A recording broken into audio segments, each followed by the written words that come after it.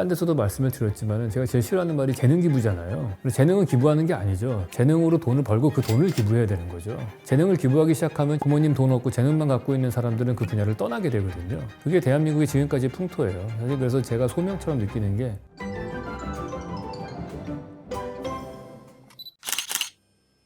네, 안녕하세요 왓슨 여러분. 이번 시간에는 좀 밀려있는 질문을 답하는 시간을 갖도록 하겠습니다. 네, 첫 번째 질문인데요. 안녕하세요. 건축가를 꿈꾸고 있는 중학생입니다. 잘은 모르지만 요즘엔 어느 나라나 건축은 돈을 많이 버는 직업은 아니라고 하는 것 같은데 그 중에서도 한국이 유독 이쪽같이 힘든 나라일까요? 그럼 건축가가 좋은 대우를 받는 나라는 어디일까요? 일단 뒤에 질문 간단하게 답할 수 있을 것 같아요. 건축가가 좋은 대접을 받는 나라는 제가 아는 바로는 제일 대표적인 게 프랑스인 것 같습니다. 프랑스가 워낙에 예술을 중요시하고 문화 쪽에 이런 걸 중요하게 생각하다 보니까 그런지 유럽이 전반적으로 다 그래요. 건축가들에 대한 대접이 훨씬 좋은 것 같습니다. 그냥 건축가에 대한 어떤 존경이 있는 것 같아요. 근데 그럴 수밖에 없는 게 경험을 말씀을 드리면은 제가 예전에 대학원 시절에 이제 유럽에 배낭여행 같은 걸 가면 이제 건축가들은 그림을 그리잖아요. 저는 이제 수채화 같은 걸 많이 그렸었는데 막 그림을 이렇게 그리고 있으면은 나이 드신 아주머니가 오셔가지고 저한테 너 건축가냐 뭐 물어보면서 되게 막 선망 어린 존경심이 뚝뚝 떨어지는 그냥 저는 한낱 학생임에도 불구하고 건축가를 되게 리스펙트하는 거 로마에서 있었던 일이었는데 그 이유가 뭔가 생각을 해보니까 그 나라 입장에서 봐서 1000년 가까이 건축에 큰 힘을 느껴왔기 때문인 것 같아요. 예를 들어서 내가 태어났는데 우리 동네에 쾰른 대성당 같은 게 있고 왔더니 막 콜로세움이 있고 파리의 노틀담 성당 같은 거를 항상 보면서 난 자라났다고 보세요. 이런 걸 보면서 그게 얼마나 자기네 그 도시에 삶에 엄청난 영향을 미치고 그 랜드마크로서 상징성을 가지고 그런 영향력을 느껴왔을 거 아니에요. 그렇기 때문에 당연히 그 존경심이 들 것 같아요. 두 번째로 제가 보는 데가 일본이거든요. 일본이 건축가에 대한 리스펙트가 있어요. 어떤 부분에서냐 하면은 건축가가 무슨 아이디어를 내면은 시공하시는 분이 그걸 어떻게 해서든지 훼손하지 않고 하려고 그래요. 우리나라 같은 경우는 뭐 건축가가 하면은 뭔가 그걸 안 하려고 하는 핑계들을 찾죠. 뭐 이거는 뭐 일단 허가 내시는 뭐 이런 거 안 했던 거라서 뭐 성공 사례를 갖고 오기 전에는 허가를 못 내주겠다부터 시작해가지고 뭐 하면 이렇게 하면 더 싸게 지으니까 그냥 대충 그냥 건축가 무시하고 뭐 없던 기둥도 만들어 넣고 아주 개판이에요. 제 경험만 말씀드려도 한 1시간 할 수 있을 것 같은데 근데 그러한 일들이 막 생겨나는 이유는 저는 우리나라는 사실은 특별하게 건축의 힘을 경험해보지 못했던 사회인 것 같아요. 제 유튜브를 쭉 보신 분은 알겠지만 일본은 우리보다는 도시화가 먼저 됐다고 그랬잖아요. 그러니까 도시를 만든다는 얘기는 그 안에 어떤 건물들이 영향력 있게 자리 잡을 수 있는 가능성도 있고 또 하나는 지진이 많으면 우리가 허접하게 건물을 지으면 어떻게 되겠어요? 죽어요 그냥. 건물을 대충 지으면은 그럼 지진 났을 때 무너져 죽잖아요. 그러니까 나의 생명과 직결되어 있는 그러한 일을 하는 사람이란 말이죠. 엄청나게 중요한 리스펙트를 하고 그 사람이 하는 일을 엄격하게 관리를 해야 되는 계획한 대로 그대로 지어져야 되는 그런 나라기 때문에 훨씬 더 그 건축가의 계획이나 그 부분에 있어서 되게 존중해주는 그런 문화가 있는 것 같아요. 그리고 오래전부터 도시를 했다는 얘기는 시공회사들이 오랫동안 있어 왔다는 얘기고 계속해서 오래된 기업이 있다는 얘기고 그 얘기는 그 기업 내에 많은 노하우가 전수가 됐을 거란 얘기인 거죠. 우리는 이제 도시건축이라고 한 거가 제가 보는 관점에서는 처음이 아파트 지으면서부터거든요. 한양에도 물론 있긴 했지만은 제가 보는 관점에서 밀도가 너무 낮은 도시였기 때문에 진정한 도시라고 보기 좀 어렵거든요. 그래서 그런 고층 건물들이 들어서기 시작한 거가 70년대이기 때문에 역사가 짧은 거죠, 우리는. 그래서 우리는 좀 약간 그런 부분에서 좀 불리하다. 그리고 항상 전쟁이 잦았기 때문에 건물이 불에 타서 없어지고 그 건축물이 우리에게 영향을 미치는 것도 못 받고 뭐 여러 가지로 건축에다가 뭘 돈을 쓸 그런 여력이 없었던 것 같아요. 그러니까 그 영향력을 우리는 느껴보지 못했을 것이다. 그렇게 생각을 합니다. 큰 돈 들여서 지은 건물이 결국에는 궁궐 같은 건데 그거는 담장 안쪽에 있으니까 거의 못 봤을 것이고 대부분 다 단층으로 지어져 있었고 절 같은 건 다 산속에 있잖아요. 우리 도심 속에 없었고 충유 억불 정책 때문에 다 그 절 같은 것들이 쫓겨나고 오히려 저는 통일신라 시대 때 불국사 같은 것들이 더 웅장하게 지어진 절이 아닌가 그런 생각도 들어요. 물론 고려 시대 때 엄청난 절들이 있었지만은 그것들이 다 불타서 소진됐을 것이고 건축가라는 직업 자체가 사실은 생긴 지가 얼마 안 됐죠.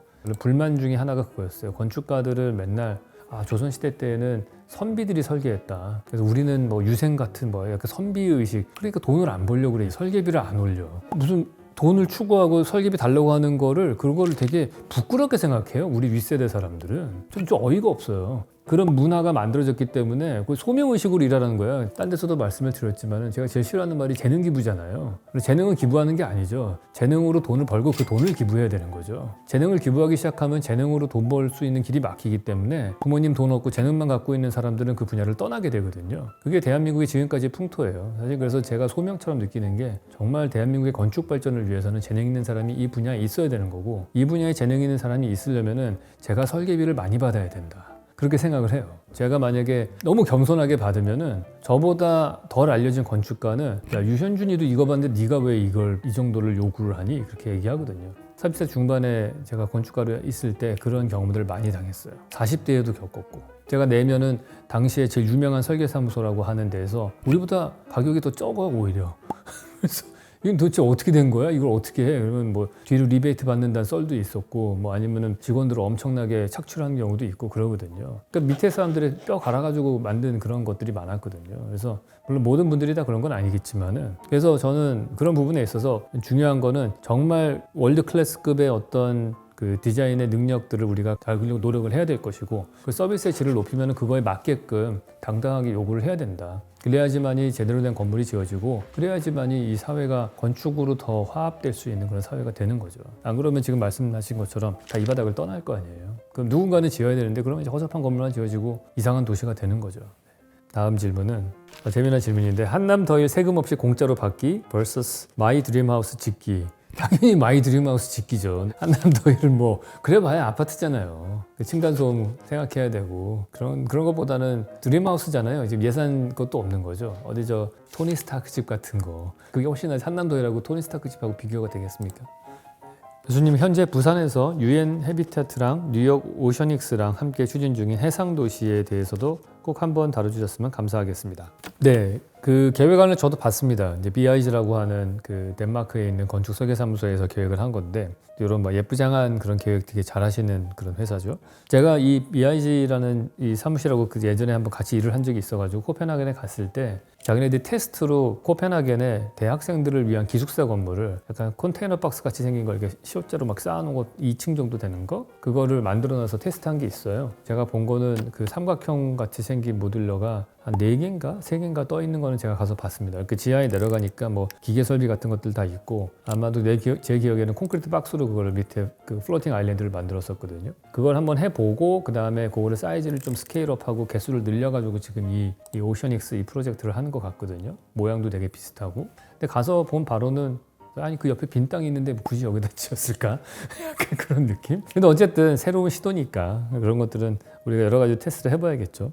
지금 보시면은 이제 약간 스케일이 좀 다른 삼각형들이 이렇게 섞여가지고 전체적으로 도넛 형태로 만들어진 그러한 계획안인데 과거 한 몇십 년 전부터 지구 온난화 때문에 해수면 상승이 된다 이 얘기가 나올 때부터 많은 건축가들이 이런 계획안들을 얘기를 했고요. 이런 걸 만들 때 두 가지 방법이 있어요. 그러니까 바지선 같이 이게 철로 되어 있는 플로팅한 부재 위에다 건물을 짓는 경우가 있고 그리고 이제 이거는 부식되거나 그럴 때 좀 불리하니까 아예 콘크리트 박스를 만들어 가지고 한 경우도 있습니다. 부산 같은 경우가 한쪽에서는 이 태백산맥 끝자락이 내려오고 한쪽엔 바다가 있으니까 되게 좁고 긴 그런 땅밖에 없어요. 그래서 너무너무 밀도가 높은 대한민국에서 가장 밀도가 높은 그런 도시 공간 구조를 가지고 있죠. 그러니까 땅이 부족하니까 이제 바다에다 그걸 띄워가지고 공간의 부족함을 해결하겠다 이런 계획안이었는데 부산에다가 이걸 만드는 거는 뭐 일종의 어떤 좀 다른 랜드스케이프의 관광도시 같은 거를 만들겠다 이런 시도인 것 같은데 실질적으로 더 쉽게 해결할 수 있는 방법은 부산 같은 경우에는 부산에는 항만청이 가지고 있는 그런 땅이 되게 많습니다. 그러니까 부산이 해안선이 되게 길잖아요. 그 라인에 항만청이라고 하는 국가기관이 가지고 있는 엄청나게 많은 땅들이 있어요. 옛날에 컨테이너 야적장으로 쓰다든지 아니면은 배들이 들어와서 있는 곳 옆에 그 페리 터미널 같은 것들 뭐 이런 거 등등 해가지고 해안가에 숨겨져 있는 땅들이 되게 많아서 우리가 요즘에 부산역 근처에 북항 개발하는 그것도 항만청에서 소유하고 있는 땅으로 저는 알고 있는데 이제 그것들이 어떤 경우는 간척된 땅도 있고 어떤 경우에는 약간 이런 식으로 이렇게 플로팅 되어 있는 그런 대지도 있거든요. 그래서 그거를 오히려 체계적으로 잘 써가지고 디자인해서 사용을 하는 것이 부산의 도시를 리모델링 하는데 훨씬 더 효과적인 방법이 아닌가. 그러니까 땅을 이미 안 만들어도 되니까 안정적인 부분이 될 거라고 저는 생각을 해요. 자, 다음 질문은 실리콘도 몰딩과 마찬가지 이유겠죠. 타일이나 서로 다른 재료 만나는 부분, 실리콘 안 쓸 수 없나 궁금했었는데 실리콘도 쓰지 않으려면 이전 과정이 공을 들여야 하기 때문인가요? 네, 맞습니다. 저는 어떤 건물이 얼마나 좋은 건물인가 뭘 보고 판단을 내리냐 하면은 실리콘을 얼마나 적게 썼느냐로 봐요. 제가 그 디테일의 신이라고 할 수 있는 피터 줌터라든지 아니면은 카를로스 카르파 같은 그런 건축가, 정말 둘은 정말 디테일의 신이라고 불리는 사람들이거든요. 그 거장들의 작품을 딱 보면은 실리콘이 없어요. 실리콘이라는 게, 스카르파는 실리콘이라는 게 있기도 전 얘기겠죠. 그러니까 그러한 대가들의 작품을 보면 실리콘이 없고요. 다 오픈 조인트라고 그래서 다른 재료들이 다 이렇게 떨어져 있어요. 근데 그거를 막 무슨 그런 롤렉스 시계 만들듯이 다 부품들이 다 연결되게끔 되어 있거든요. 그래서 오픈 조인트가 되게 사실은 또 고급스럽고 돈이 많이 들어가는 거죠. 근데 웬만한 것들을 우리나라 보시면은 실리콘으로 고정해 놓은 것도 있어요. 난간도 실리콘으로 고정해 놓고 아무런 그 유리창 끼는데 구멍을 다 완성하고 도장을 다 한 다음에 나중에 유리 끼고서 실리콘을 쏘더라고요. 이렇게 실리콘으로 고정하는 거예요. 그런 식으로. 그게 무슨 조립식 본드 칠해가지고 만들듯이 건축을 하는 거거든요. 사실 그 말이 안 되는 거예요. 실리콘을 적게 쓸수록 좋은 건축이다, 이렇게 보시면 될 것 같아요. 근데 그러려면은 돈이 더 들어간다, 그 문제인 거죠. 아까 유리창 낄 때에도 그걸 원래 홈을 파가지고 뭐 엣지를 다시 MDF를 돌려가지고 다 틀을 짠 다음에 유리를 넣고 앞에다가 그 유리를 낄 수 있는 것들을 끼워 넣고 엣지가 나오면 그런 데를 다 빠데칠이라고 하죠. 그걸 해가지고 그 이음새를 안 보이게 하고 갈아내고 유리창에 페인트 안 묻게 보양을 해가지고 그 다음에 페인트 칠을 해야 되는 거예요. 그 품이 엄청나게 들어가는 거예요. 그러니까 이 사람들은 공정이 많아질수록 공기가 더 길어지는 거고 그래요. 그래서 공사비가 많이 들어가니까 그런 이유 때문에 점점 우리나라는 디테일이 발전하지 않는 그런 문제가 생기는 거죠. 그러니까 저는 그런 면에서 보면 우리나라 좀 안타까운 게 그 골든 타임을 놓치지 않았나 하는 약간 걱정이 되기도 해요. 무슨 말씀이냐 하면은 그런 디테일들은 어떻게 보면 인건비가 쌀 때부터 계속 해가지고 자리가 잡혀야 되는데 이미 우리는 인건비는 많이 올라간 상태이기 때문에 이걸 하려고 하면 우리가 예상했던 공사비보다 더 올라가서 이제는 더 이상 그걸 쓰기가 어려운, 엄청난 공사비를 들이기 전에는 그런 좋은 디테일을 하기 어려운 지경까지 와서 정말 3D 프린터가 건물을 만들어내는 다음번 기술혁명 전까지는 이런 거를 기대하기 어려운 시대가 되지 않았나, 약간 걱정이 되긴 합니다. 본인이 이 왓슨 분들이 젊으신 분들 중에서 내가 성격이 다른 사람보다 좀 꼼꼼한 것 같다, 저는 제발 그런 분들이 이 시공업계 쪽으로 많이 오셨으면 좋겠어요. 인테리어든 건축이든 그냥 대충 하고서 이러면 된 거 아니에요? 이런 거예요. 그렇기 때문에 그게 너무 이게 만연해 있지 않나 생각이 들어요. 그런 본인이 만약에 꼼꼼한 성격이다, 그런 분들은 되게 적성에 맞는 분이니까 건축 시공이나 이런 설계 쪽으로 오시면 좋을 것 같다 생각이 듭니다. 네, 길어서 중간에 한번 끊어가도록 하겠습니다. 여기까지 질문 답변했고요. 다음에 이어서 또 하도록 하겠습니다.